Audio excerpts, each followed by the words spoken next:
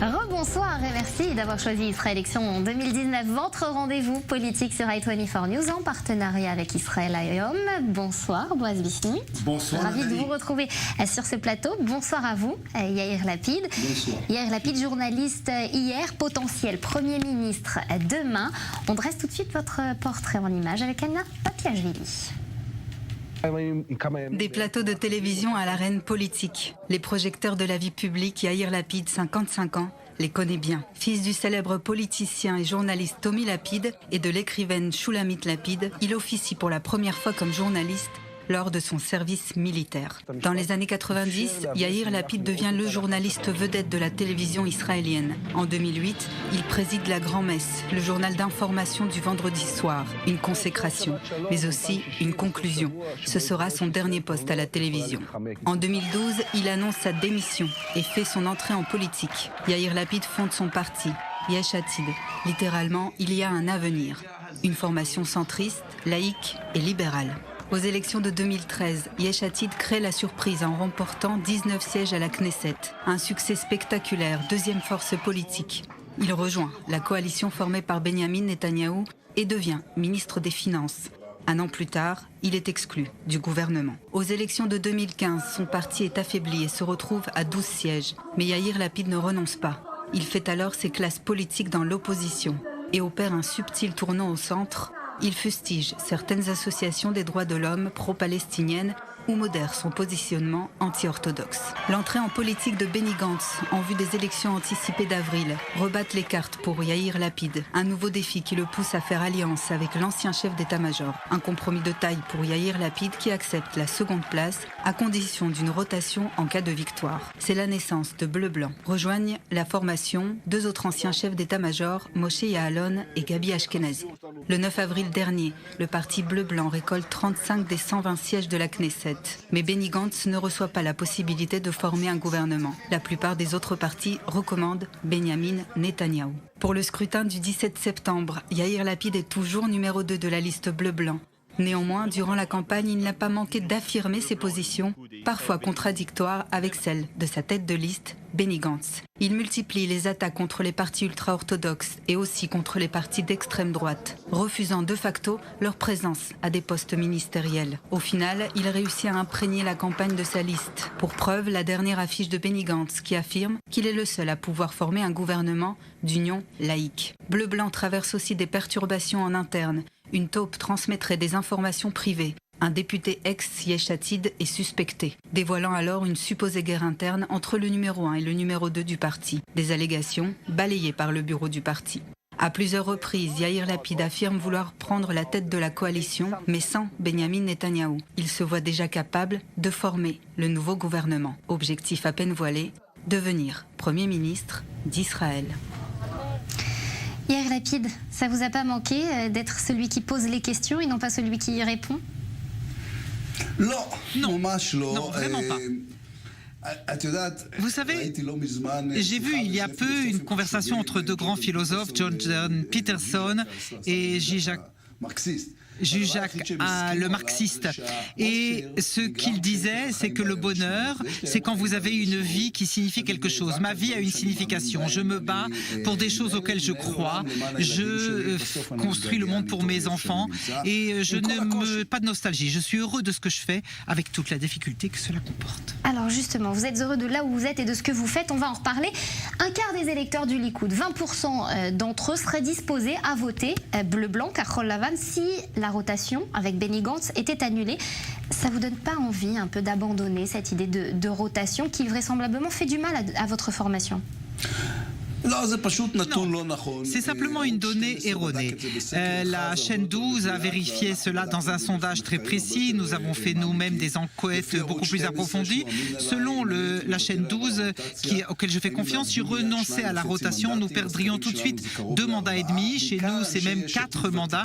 Surtout pour les anciens de Yesh Atid, mon parti, qui partiraient tout de suite chez Lieberman et chez les travaillistes. Sans parler du fait que le terrain de bleu et blanc, qui est sur la base du terrain de Yesh Atid, se réduirait comme peau de chagrin. Et donc on a été surpris que les choses aient été à nouveau lancées. Et en fait, c'est une campagne lancée à nouveau par Benjamin Netanyahou. Vous ne supposez pas qu'il soit en faveur de bleu et blanc? Parlons de votre slogan de campagne. Il a évolué. Au tout début, c'était Israël lifnei hakol, Israël avant tout. Maintenant, c'est seul Bleu-Blanc formera un gouvernement de coalition non religieux. Ces élections, on a vraiment le sentiment, Yair Lapid, qu'elles sont devenues en quelques semaines, en quelques jours même, qu'elles sont passées d'un référendum pour ou contre Netanyahou à les Juifs contre les Israéliens. C'est un peu cette impression que ça donne. Ça ne vous dérange pas d'approfondir encore un peu plus cette fracture qu'il y a dans le pays entre religieux et non religieux? Non, je ne crois pas du tout que ce soit le cas. Je ne pense pas que ce soit une bonne description des choses. Et je ne pense pas qu'il y ait de contradiction entre Israël avant tout et un gouvernement d'union nationale laïque. C'est simplement dire ce que nous croyons. Nous croyons qu'Israël doit être un pays juif et démocratique où il y a une liberté de culte et une liberté du culte. Je suis contre la coercition religieuse. Je suis contre l'idée que, par exemple, qu'un grand-père riche puisse aller voir ses petits-enfants le Shabbat et que, parce qu'il a une voiture et que le grand-père pauvre ne peut pas voir ses petits-enfants le Shabbat parce qu'il n'y a pas de transport commun public. Je suis absolument pour qu'il y ait une formation pour les ultra-orthodoxes pour qu'ils puissent gagner leur vie. Et je pense que c'est très important. Je pense que tous les jeunes de 18 ans doivent faire l'armée ou un service civil pour aider leur pays. Ce ne sont pas des choses anti-religieuses, ce sont des opinions qui sont rejetées par les partis ultra-orthodoxes. Et donc, si nous remportons les élections, ils iront dans l'opposition. Ça n'est pas par haine, ce n'est pas pour les rejeter, ce n'est pas des choses terribles. Moi, on m'a appelé déjà Amalek et Hitler et antisémite. Et je n'ai jamais parlé de telle manière d'eux. Tout ce que je dis, c'est qu'en politique, si vous allez dans l'opposition parce que votre parti a perdu, ça ne veut pas dire qu'on vous dénie. C'est ce qui m'est arrivé il y a 4 ans. On n'a pas remporté les élections. Je suis allé dans l'opposition. Je n'ai pas dit que c'était me détruire, que c'était me haïr, que c'était me renvoyer du pays. J'ai dit simplement que j'ai perdu les élections, ce qui est parfaitement légitime. Maintenant, il y a des élections, et si nous les remportons, Litzman et Smotrich iront dans l'opposition, c'est pas dramatique. Je voudrais continuer avec la question de Nathalie, justement. On a vu les panneaux là, on voit M. Gantz et vous-même pour un gouvernement d'union nationale laïque. Et ma question est la suivante. Dans une société israélienne qui est traditionnaliste, en grande majorité, est-ce que c'est pas dangereux? Est-ce que c'est pas une stratégie qui va peut-être prendre des voix à Lieberman, mais il va pas vous faire gagner des élections? Que non seulement nous sommes le plus grand ou le deuxième plus grand parti en Israël, on a même grandi dans les sondages depuis qu'on a fait ce slogan. Moi, je crois que les Israéliens, je leur fais confiance, ils sont intelligents, ils comprennent parfaitement ce que nous disons. Ils comprennent que nous ne parlons pas pour rejeter le judaïsme, que Dieu nous en préserve. Il y a des gens religieux et pratiquants chez Bleu et Blanc. Pini Noshat, Eliezer Stern, Tropper, Hendel, ils sont des gens religieux qui sont dans notre parti.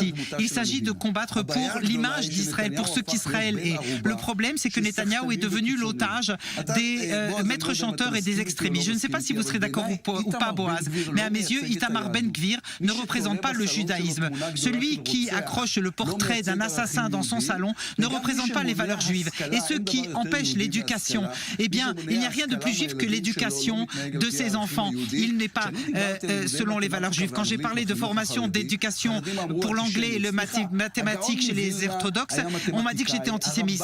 Le Gaon de Vilna était mathématicien, il était médecin et parlait 70 langues. Comment est-ce qu'on peut dire que l'enseignement de l'anglais n'est pas juif? Tous les ultra-orthodoxes de Brooklyn parlent parfaitement l'anglais. Comme vous avez évoqué Itamar Ben-Gvir, il ne fait pas partie bien sûr de la communauté Haredim, juste pour éclairer les choses. Mais quand vous avez critiqué longuement le Premier ministre Netanyahou de parler justement contre la mobilisation des Arabes, et quand on regarde votre campagne, vous montrez un petit peu la mobilisation des Juifs orthodoxes, 77% à Bnei-Brak contre, je ne sais plus déjà le nombre à Tel Aviv. Est-ce que vous ne faites pas exactement pareil? Non, il y a une grande différence. Ce que Netanyahou a dit était faux. Dans les faits, il n'y a pas eu d'autobus des gens de gauche ni des Arabes qui ont été votés. Ils ont voté comme ils ont toujours voté. Ce que je dis aujourd'hui, c'est aux citoyens israéliens, quand vous ne votez pas, puisque la majorité du public et les plus extrémistes votent en masse, les ultra-orthodoxes, les habitants des implantations votent en masse. Si vous ne votez pas, vous donnez leur force à ces extrémistes au-delà de leur pourcentage dans la population. C'est très démocratique d'appeler les gens à voter, ça n'est même pas politique. Je pense que tous ceux qui croient en la démocratie doivent appeler tout le monde à voter. Juste, Bleu et Blanc, justement, lance une campagne pour l'union de notre société, que nous sommes très, très divisés. Et quand je vous entends parler, c'est presque une union impossible. Non, je ne pense pas. Je pense, lors des dernières élections, en avril, c'est comme si c'était il y a un siècle, mais c'est fou, c'était en avril seulement, Bleu, Blanc et le Likoud ensemble avaient 70 sièges. Cela veut dire que la grande majorité des citoyens d'Israël ne sont pas extrémistes, ni religieux, ni politiques. Le Likoud, c'est le centre droit. Nous sommes centre-centre. On peut y ajouter un peu quelques voix du Parti travailliste, qui est du centre-gauche. En fin de compte, la majorité des Israéliens disent non à l'extrémisme. Et nous avons dit, si nous devons composer un gouvernement, nous commencerons par nous adresser au Likoud sans Netanyahou et à Lieberman pour créer cette grande masse des gens qui ne sont pas extrémistes et dont les valeurs que je viens d'évoquer sont les leurs. Je ne pense pas avoir là dit quelque chose qui ne fait pas partie des valeurs du Likoud. Dans le centre Begin, il y a eu une réunion pour fêter les 40 ans de grands changements quand le Likoud est arrivé au pouvoir. Nous étions deux intervenants, Netanyahou et moi, et je suis venu en disant je viens d'un parti libéral national pour saluer un autre parti libéral national parce que c'est que nous sommes et je viens les féliciter parce que c'est que ce qu'ils sont. Et je pense que les libéraux sont les plus forts aujourd'hui en Israël, la majorité en Israël, et c'est vrai pour la politique et c'est donc ça qui doit être représenté au gouvernement. Une dernière phrase, et aujourd'hui il y a une seule personne qui empêche cela d'arriver. Si vous faites sortir Netanyahou du système en lui disant merci pour 13 ans de travail comme Premier ministre, ce qui est beaucoup trop long, même selon ses témoignages dans le passé, il fallait toujours limiter les mandats. On aurait aujourd'hui un gouvernement d'union nationale. Voilà, une option que Benjamin Netanyahou lui-même refuse, puisqu'il est à la tête du Likoud aujourd'hui, et de la même façon qu'il ne vous dit pas à vous, oui, arrêtez votre histoire de rotation, et puis moi j'accepterai de m'asseoir avec l'un d'entre vous, en tout cas avec Benny Gantz au sein d'un gouvernement de coalition. Pourquoi voulez-vous à lui dire quoi faire sans accepter que lui vous dise quoi faire dans votre parti, dans votre formation ? Mais non, on ne lui dit pas quoi faire. Netanyahou, toute sa vie, intervient dans les autres partis. L'exemple que vous avez donné est parfait. Ce n'est pas son affaire si on fait rotation ou pas. Qu'est-ce que c'est que ces affaires si on permet ou pas à Ayelet Shaked d'être à la tête de Yemina? À l'époque, il est intervenu pour essayer de démanteler Kadima.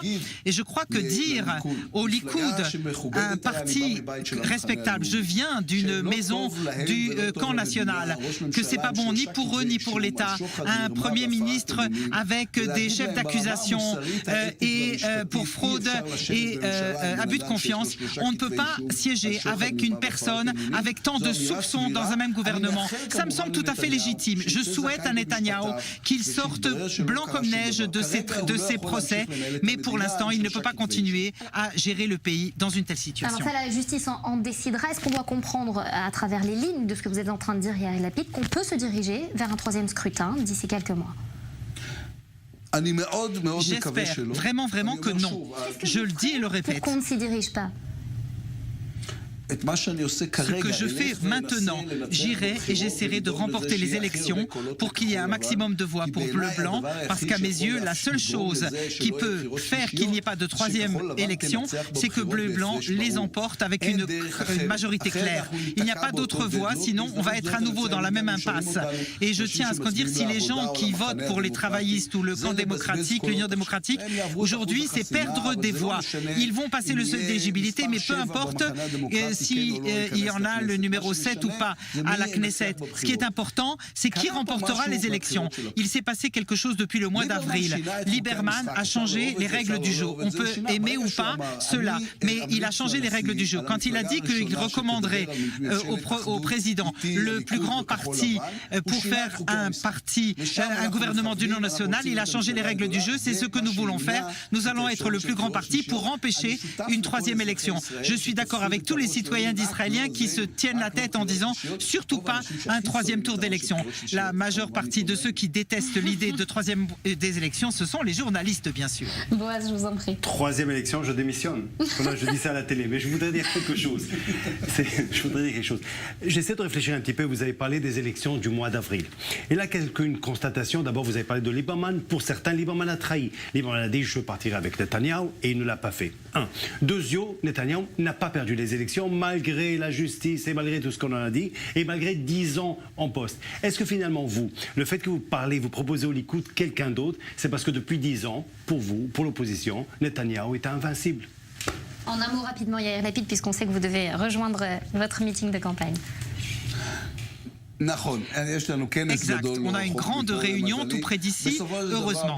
En fin de compte, dans le Likoud, il y a aujourd'hui des voix très fortes qui disent, et en partie, presque officiellement, on ne permettra pas à Netanyahou de reprendre des élections pour ses problèmes juridiques. S'il y a des élections et que les choses ne sont pas claires, très vite, vous entendrez des voix dans le Likoud qui diront « réunissons le Congrès pour, et ça voudra dire en code, ne permettons pas à Netanyahou de nous entraîner vers d'autres élections ». Je ne voudrais pas sembler lui souhaiter d'échouer aux tribunaux. Je le connais depuis plus de 25 ans et je ne vous garantis que je n'ai pas envie de le voir condamné. Mais je pense qu'après 10 ans, 13 ans de bons et loyaux services, et je pense qu'il doit maintenant s'occuper de ses affaires et laisser le gouvernement s'occuper des affaires de sécurité et de l'économie, parce qu'on va avoir un déficit, il faut combattre le Hamas, il faut s'occuper de cette cassure terrible dans la société israélienne, qui sont en grande partie responsables. Les responsabilités de Netanyahou, ce serait mieux pour nous tous. Merci infiniment d'avoir répondu à nos questions ce soir. On vous laisse rejoindre Benny Gantz, qui est en train justement de s'exprimer en même temps depuis Tel Aviv et depuis ce meeting de campagne.